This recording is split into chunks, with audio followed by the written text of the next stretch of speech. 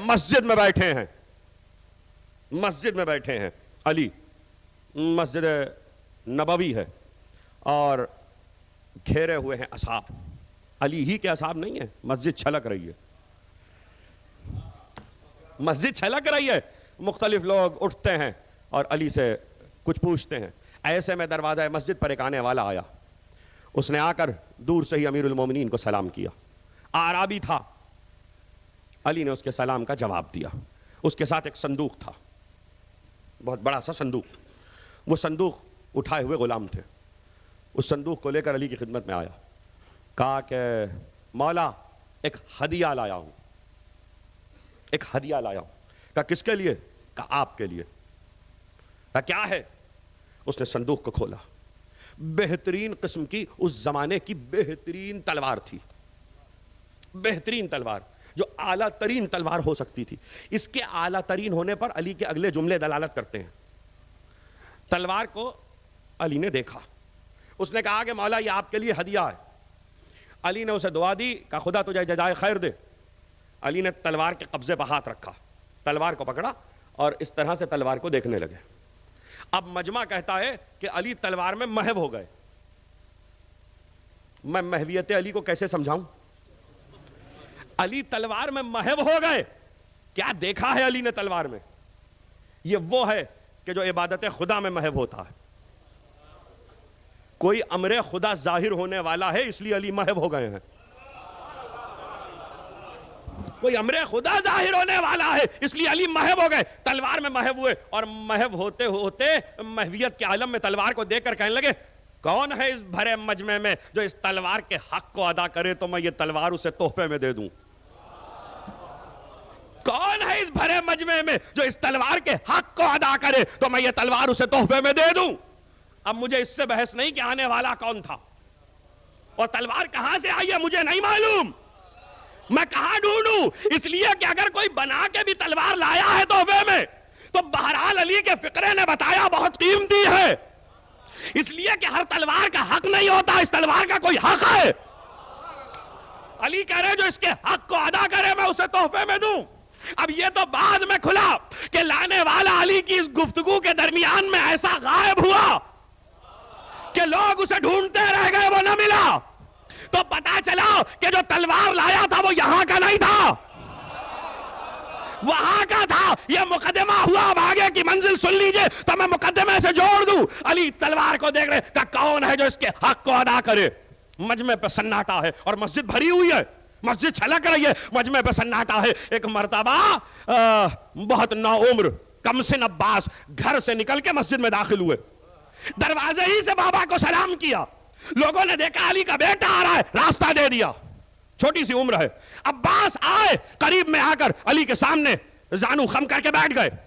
جیسا ہی بیٹھے علی نے پھر تلوار کو دیکھتے دیکھتے اپنے جملے کو دہرایا، کہا کون ہے جو اس تلوار کے حق کو ادا کرے تو میں اسے تحفے میں دے دوں۔ ابھی تک سناٹا تھا۔ ایک مرتبہ عباس نے باپ کی گفتگو کو سنا تو پلٹ کر یہ نہیں کہا کہ مجھے چاہیے، بلکہ عجیب بات کی، کہا بابا اس کا حق کیا ہے؟ دیکھیے پورے مجمع کے ذہن میں یہ سوال نہیں آیا جو عباس نے کیا، اس لیے کہ علی نے حق نہیں بیان کیا تھا۔ علی تو کہہ رہے تھے جو اس کے حق کو ادا کرے اسے تحفے میں دوں۔ عباس نے کہا بابا اس کا حق کیا ہے؟ جیسے ہی عباس نے کہا علی مسکرائے، کہا عباس اس کا حق ہے نصرت حسین۔ عباس اس کا حق ہے نصرت حسین۔ تو عباس کھڑے ہو گئے، کہنے لگے بابا میں وعدہ کرتا ہوں کہ اس تلوار کا حق ادا کروں گا۔ علی کھڑے ہوئے بیٹے کو سینے سے لگایا، تلوار عباس کے ہاتھ میں دی۔ راوی کہتا ہے پہلے باپ تلوار کو تول رہا تھا، اب بیٹا تولنے لگا۔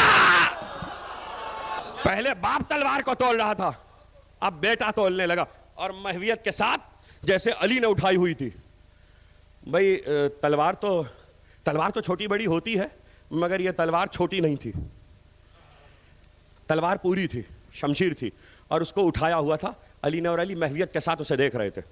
جب عباس نے پائی تو عباس نے اسے محویت سے دیکھنا شروع کیا، محویت سے دیکھنا شروع کیا۔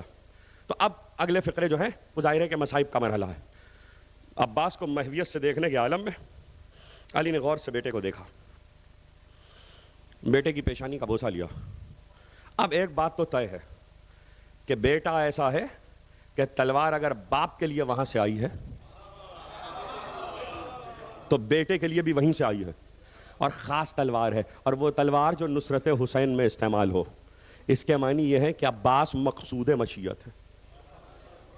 یہ دوسری دلیل، اور اب تیسری دلیل کہ عباس مقصود مشیت ہے، اور یہ جو دلیل دینے جا رہا ہوں یہ بہت عجیب دلیل ہے۔ زیارت عباس میں ایک جملہ ہے، صلی اللہ علیہ کا و علی روح کا و بدن کا، آپ پر درود ہو، آپ کی روح پر درود ہو، آپ کے بدن مقدس پہ درود ہو۔ ظاہر ہے کہ بعض باتیں درمیان میں ذرا سے معارف چھڑ جاتے ہیں تو اس کا بیان بہت ضروری ہے۔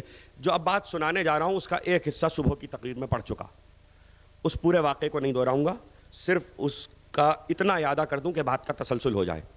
اور وہ گفتگو شب عاشور کی ہے، مقام فضائل پر ہوں، وہ گفتگو شب عاشور کی ہے، روح پر درود، بدن مقدس پہ درود، آپ پر درود۔ وہ گفتگو کچھ اس طرح سے ہے کہ جناب زینب کہتی ہیں، پہلا حصہ دوپہر میں عرض کیا تھا، اب دوسرا حصہ اور تیسرا حصہ سنانے جا رہا ہوں۔ جناب زینب کہتی ہیں کہ مجھے اپنے بھائی سے شب عاشور میں کچھ گفتگو کرنا تھی، تو میں اپنے خیمے سے نکلی، میں بھائی کے خیمے کی طرف آئی تو میں نے دیکھا کہ میرا بھائی تلاوت قرآن میں مصروف ہے، لیکن حسین خیمے میں اکیلے ہیں۔ تو مجھے خیال پیدا ہوا کہ ایسی رات میں بھی بنی ہاشم کے جوانوں نے حسین کو اکیلا چھوڑ دیا۔ یہ سوچ کر مزاج زینب برہم ہوا، زینب بنی ہاشم کے خیموں کو دیکھتی ہوئی چلی، ایک خیمے کو دیکھا، دوسرے کو دیکھا، خواتین تھیں، مرد کسی خیمے میں نہیں تھے، یہاں تک کہ ابو الفضل کے خیمے تک پہنچی تو دیکھا، پورا واقعہ بیان کر چکا دن میں، بہت تیزی کے ساتھ اس کا یہ حصہ بیان کر دوں۔ ابو الفضل کے خیمے تک پہنچی تو دیکھا کہ ابو الفضل بنی ہاشم کے جوان انہیں گھیرے بیٹھے ہیں، اور ابو الفضل بنی ہاشم کے جوانوں کے درمیان میں اس طرح سے ہیں جیسے شیر کچھار میں بیٹھا ہو، تلوار زانو پہ رکھی ہوئی ہے، اور ابو الفضل خطبہ دے رہے ہیں، اور جو خطبہ ابو الفضل نے دیا اس کے لیے جناب زینب کا فقرہ یہ ہے کہ میں نے اپنے بھائی حسین کے سوا کسی اور سے ایسا کلام نہیں سنا جو عباس سے سنا۔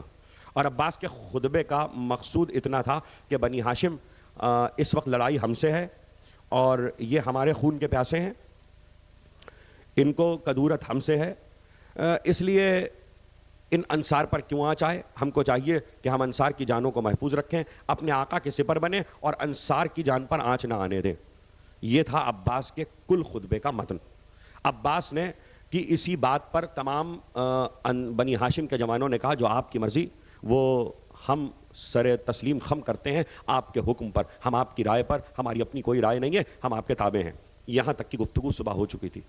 جناب زینب نے کہا کہ بنی ہاشم کے جوانوں نے عباس کے خطبے کے بعد ہم کیا اور تکبیریں بلند ہوئیں، تلواروں کو چوما، تلواروں کو بلند کیا، میں مطمئن ہو کر عباس کے خیمے سے واپس ہوئی۔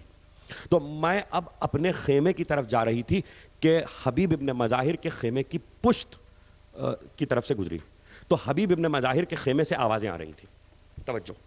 اور حبیب ابن مظاہر کے خیمے سے جو آوازیں تھیں، چونکہ موقع نہیں ہوتا کہ یہ چیزیں الگ سے بیان ہو، اس لیے میں نے چاہا کہ اس تسلسل میں مومنین تک پہنچ جائیں۔ حبیب ابن مظاہر کے خیمے کی پشت پر میں رک گئی، خیمے کا منظر میری آنکھوں کے سامنے تھا، تمام انصار حبیب ابن مظاہر کے گرد جمع تھے، اور حبیب یہ گفتگو کر رہے تھے، آواز آ رہی تھی، حبیب یہ گفتگو کر رہے تھے کہ اے ناصران آل محمد، دیکھو ہمارے ہوتے ہوئے اقربائے پیغمبر پر آنچ آ جائے، ایسا نہیں ہونا چاہیے۔ میں مصائب نہیں پڑھ رہا ہوں ابھی، لیکن میری مجبوری ہے کہ مجھے یہ بیان کرنا ہے۔ ہمارے ہوتے ہوئے اقربائے پیغمبر پر آنچ آ جائے، ایسا نہیں ہونا چاہیے، اور ورنہ ہماری جانیں کس کام کی ہیں۔ اب یہاں پر حبیب نے ایک عجیب جملہ کہا ہے، تمام کے چہروں کو دیکھا اور کہنے لگے سنو، تم نے اپنی زندگی کے تمام حلال چیزوں کو کیوں ترک کیا ہے اور اپنی بیویوں کو طلاق دے کر یہاں کیوں آئے ہو؟ یہ عجیب جملہ ہے، اور اگر کبھی اس کی شرح کر سکا انصار کے حالات میں تو کروں گا۔ تو سب نے ایک زبان ہو کر کہا صرف حسین ابن علی کی نصرت کے لیے۔ تو حبیب کہنے لگے جب حسین ابن علی کی نصرت کے لیے آئے ہو تو پھر حسین ابن علی کی نصرت پہ جان دو اور ان کے گھر کے بچوں کو بچاؤ۔ جناب زینب کہتی ہیں کہ مجھے اور اطمینان ہوا کہ ایک ہی جیسا جذبہ انصار میں اور اقربا میں دونوں میں موجود ہے۔ اب وہ منزل کے جس کے لیے میں نے آپ کو زحمت دی تھی، ایک مرتبہ جناب زینب کہتی ہیں میں جانا تھا، میں اپنے خیمے میں مطمئن ہو کے واپس جا رہی تھی، لیکن جب دونوں طرف کی گفتگو سنی تو میں بھائی کے خیمے میں آ گئی۔ بھائی کے خیمے میں داخل ہوئی, بھائی کو میں نے سلام کیا, بھائی میرے احترام میں کھڑے ہو گئے اور اس کے بعد کہنے لگے زینب بیٹھو. زینب بیٹھ گئی. کہتی ہیں میں نے کہا بھیا عجیب بات ہے. کہا زینب کیا ہوا؟ میں نے دونوں طرف کی گفتگو سنائی. میں نے کہا عباس یہ خطبہ دے رہے تھے اور حبیب یہ گفتگو کر رہے تھے. اب جو فقرہ حسین نے کہا ہے اس کے لیے میں نے آپ کو یہ واقعہ سنایا تھا. حسین نے عجیب فقرہ کہا. کیا کہا؟ صلی اللہ علیہ روح کا, صلی اللہ علیہ وعلی روح کا و بدن کا. حسین نے عجیب فقرہ کہا. کہا زینب یہ جو میری نصرت کا اعلان اور وعدہ کر رہے ہیں, یہ جو میری نصرت پر آمادہ ہیں, چاہے اقربا ہوں یا انصار, ان میں کا ایک ایک وہ ہے جس نے عالم ذر اور عالم ارواح میں میری نصرت کا عہد کیا ہے. یہ سنانا تھا آپ کو. ان میں کا ایک ایک وہ ہے جس نے عالم ارواح میں میری نصرت کا عہد کیا ہے. اور اے زینب ان میں کے سب وہ ہیں کہ جن کو میں جانتا ہوں کہ عالم نصرت میں, عالم ارواح میں جب میرے نصرت کی بات آئی تو ان لوگوں نے لبیک کہا تھا. تو اب یہ بات تو طے ہو گئی کہ یہ جو گفتگو ہو رہی ہے یہ یہاں کے پیکر نہیں کر رہے. کچھ کہہ رہا ہوں, یہ ظاہر دنیا میں آنے والے پیکر گفتگو نہیں کر رہے. یہ عباس نے جو خطبہ دیا ہے یہ عالم ارواح میں روح عباس کوئی عہد کر چکی ہے. تو اگر عالم ارواح میں روح عباس نصرت حسین کے معاملے میں باخبر تھی تو اس کا مطلب یہ ہے کہ سالار تو اس وقت بھی عباس تھے. ان تمام روحوں کے سالار تو اس وقت بھی عباس تھے. یہ سب اس وقت بھی تابع عباس تھی اور سالاری کرتے ہوئے عباس نے اس وقت اعلان نصرت کیا تھا. عالم ارواح میں جب دنیا میں آنے میں ابھی بہت زمانہ باقی تھا تو روحوں کا فیصلہ تھا. روح عباس کی منزلت یہ ہے کہ اس نے نصرت حسین کا فیصلہ کیا اور ان روحوں پر سالار ہوئی کہ جو روح نصرت حسین میں آگے بڑھی. ابھی ستوہ میں کہہ رہا تھا اور اب دلیل میں جملہ کہہ رہا ہوں کہ اگر کسی کو نہ سمجھ میں آئے تو یہ دلیل کافی ہے کہ 5ویں امام سے کسی نے پوچھا کہ یہ حج پہ جو لوگ جاتے ہیں یہ کون لوگ ہیں, ان کے مقدر میں حج میں جانا کیسے ہوتا ہے؟ امام نے کہا جس کی روح نے عالم ارواح میں لبیک کہا تھا وہی حج پہ جاتا ہے, ورنہ اور کسی کو توفیق نصیب نہیں ہوتی. تو اب جب کوئی تو ایسا ہوگا جس نے سب سے پہلے لبیک کہا ہو صدائے حسین پر, جس نے سب سے پہلے حسین کے صدا پر جس روح نے لبیک کہا وہ ہے روح عباس. اس لیے امام نے کہا آپ ہی پر نہیں سلام, آپ کی روح پر بھی سلام. آیت اللہ کلباسی نجفی نے ایک واقعہ لکھا ہے. تقریر اپنی منزل سے قریب ہونے جا رہی ہے اور واقعہ عجیب ہے. واقعہ یہ ہے کہ کربلا معلّہ میں کچھ مومنین بیٹھے ہوئے تھے اور ان کے درمیان گفتگو ہو رہی تھی عظمت عباس پر, عباس کی منزلت پر. تو ایسے میں ایک شخص اٹھا, وہ علماء میں سے تھا, عوام میں سے نہیں تھا. اس نے کہا کہ اگر عباس کو یہ سارے شرف جو عباس نے پائے ہیں ان کی ذات کی وجہ سے ہیں تو ان میں سے کوئی ایسا نہیں ہے جو مجھ میں نہ ہو. میں بھی ایسا ہی ہوں. کہا اور اگر شہادت کی وجہ سے ہیں تو شہادت پہ تو کسی کا بس نہیں ہے. لوگ برہم ہو گئے, کہنے لگے تو نے کیا بات کی؟ اس کو بہت غرور تھا اپنی ذاتی استعداد و صلاحیتوں پر. لوگوں نے کہا توبہ کرو, توبہ کرو, تم نے بارگاہ ابو الفضل میں غرور کیا ہے اور تم نے عظمت عباس سے انکار کیا ہے. لوگ منتشر ہو گئے اور کہتے ہیں کہ کربلا کے بڑے بڑے علماء کو جب خبر پہنچی تو انہوں نے رات کو دعائیں کی خداوندہ اس کی ہدایت کر کہ یہ توبہ کرے. دوسرے دن جب صبح نمودار ہوئی تو لوگ زیارت کے لیے جب اپنے گھروں سے نکلے تو خبر ملی کہ وہ شخص ذریعہ ابو الفضل میں موجود ہے. لوگوں کو بڑی حیرت ہوئی کہ کل عظمت عباس سے انکار کر رہا تھا, آج ذریعہ ابو الفضل میں موجود ہے. تو مجمع دور پڑا ذریعہ ابو الفضل میں. جس وقت ذریعہ ابو الفضل میں پہنچا مجمع تو مجمع نے دیکھا کہ ایک رسی گلے میں باندھی ہوئی ہے اور رسی کا دوسرا سرا ذریعہ میں بندھا ہوا ہے. اور ذریعے ابو الفضل کے پاس موجود ہے اور بارگاہ خدا میں استغفار کر رہا ہے. لوگوں نے گھیر لیا, کہا کہ تجھ پہ کیا گزری؟ کہ رات کو جب یہاں سے جا کے سویا تو عجیب خواب دیکھا. کہا کیا خواب دیکھا؟ کہا خواب میں نے یہ دیکھا کہ ایک محفل ہے, کچھ لوگ بیٹھے ہوئے ہیں, مجمع ہے, اور اچانک اعلان ہوا کہ ابو الفضل آنے والے ہیں, حضرت ابو الفضل آنے والے ہیں. تو مجمع احترام میں بیک جنبش اس طرح سے ساکت ہو گیا کہ جیسے کسی کی ہیبت اور روب طاری ہو جائے. اور تھوڑی دیر گزری کہ حضرت ابو الفضل اس محفل میں تشریف لائے. ایک بلند کرسی رکھ دی گئی, اس پر آپ تشریف فرما ہوئے. اس کے بعد کوئی شخص ایسا نہیں تھا مجمع میں کہ جس نے نگاہوں کو جھکا نہ لیا ہو. کسی کی ہمت نہیں تھی کہ عباس کے سامنے سر کو اٹھا سکے.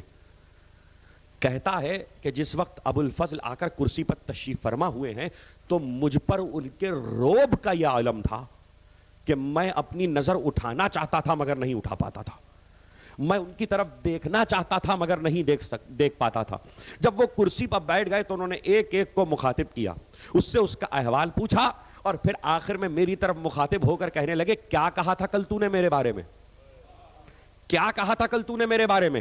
کہا کہ میری زبان نہ کھلی, لیکن اس روب کی وجہ سے میں نے یہ احساس کر لیا کہ میں غلطی پر تھا, اور خدا نے اس وقت میری عجیب نصرت کی کہ میں نے اپنی غلطی کو تسلیم کیا, اور میں نے ہکلاتے ہوئے کہا آقا مجھ سے غلطی ہوئی, آپ کی منزلت پہ کون پہنچ سکتا ہے؟ تو کہا کہ اگر تو نے اخلاص قلب کے ساتھ رجوع کر لیا تو خدا تجھے بخش دے گا, اگر تو توبہ کر لے.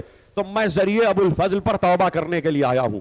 آپ نے دیکھا عباس کا یہ واقعات ساتھ ساتھ اس لیے سنا رہا ہوں تاکہ عظمت عباس کے اس رخ کا بھی اندازہ ہو. کہا کہ یہ عظمت عباس وہ روب ہے کہ نہ گفتگو کی, نہ کلام کیا, نہ اپنی عظمت میں دلیل دی, بلکہ عباس کا روب اتنا تھا کہ اس نے جان لیا کہ میں ان کی عظمت کے آگے کیا ہوں, حقیر سا ذرہ. خدا کی قسم یہی روب وہ ہے کہ بڑوں بڑوں کا سر بارگاہ ابو الفضل میں نہیں اٹھتا, اور جب لوگ جاتے ہیں تو سر کو جھکا کر جاتے ہیں.